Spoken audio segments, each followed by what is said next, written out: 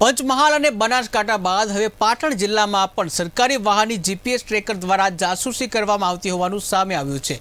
પાટણના પુસ્તર શાસ્ત્રી કચેરીની સરકારી કારમાં મેગ્નેટિક જીપીએસ ટ્રેકર કારની નીચે લગાવેલું હોવાનું સામે આવ્યું છે।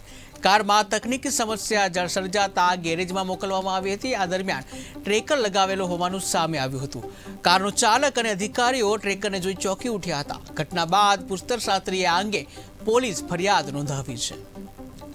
તો પંચમહાલ બનાસકાંઠા બાદ હવે પાટણમાં પણ જાસૂસી કાંડ જે સામે આવ્યું છે, જેમાં પાટણમાં સરકારી ગાડીઓમાંથી જીપીએસ ટ્રેકર જે છે લગાવવામાં આવેલું હતું। તો ખાણ ખનીજ વિભાગની ગાડીમાંથી મળ્યું હતું જીપીએસ। તો ગાડી જે છે સર્વિસમાં મોકલતા જે જાસૂસી કાંડ જે છે એનો પર્દાફાશ થયો હતો।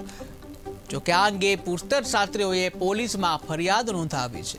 ઉલ્લેખનીય છે કે અગાઉ જે છે પંચમહાલ અને બનાસકાંઠામાં પણ સરકારી અધિકારીની જે ગાડી છે એમાં જીપીએસ જે છે લગાવવામાં આવી અને જાસૂસી કરવા હોવાનો મામલો જે સામે આવ્યો હતો। ત્યારે હવે પાટણમાં પણ આ જ રીતની ઘટના ઘટી છે કે જ્યાં સરકારી અધિકારીની ગાડી જે છે એની હેઠળ જે જીપીએસ ટ્રેકર લગાવવામાં આવ્યું હોવાનું સામે આવ્યું છે।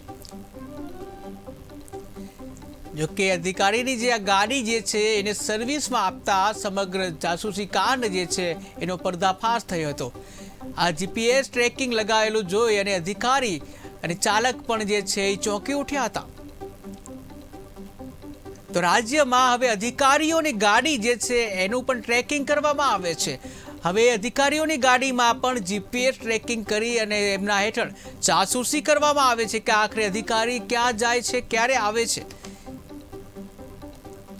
તો પંચમહાલ બનાસકાંઠા બાદ હવે પાટણમાં પણ જાસૂસી કરતા હોવાનું કાંડ જે સામે આવ્યું છે, જ્યાં સરકારી અધિકારીઓની જે ગાડીઓ જે છે એમાં જીપીએસ ટ્રેકર લગાવવામાં આવે છે અને સરકારી અધિકારીઓ ઉપર નજર રાખવામાં આવે છે।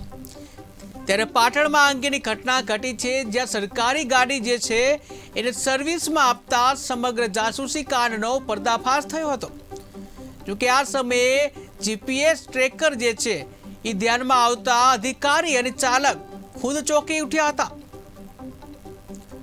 તો રાજ્યમાં હવે સરકારી અધિકારીઓ ઉપર નજર રાખવામાં આવે છે। તેમની ગાડીઓ જે છે સરકારી ગાડી એમાં જીપીએસ ટ્રેકર લગાવવામાં આવે છે।